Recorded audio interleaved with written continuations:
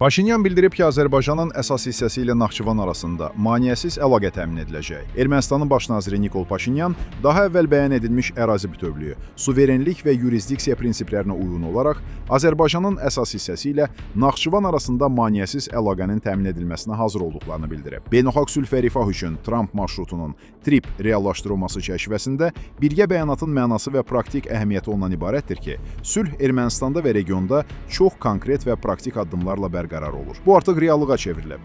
Biz bərqərar olmuş sülhə qayğı ilə yanaşmalıyıq. Dövlət və cəmiyyət olaraq biz sülh içində yaşamağın nə demək olduğunu bilmirik.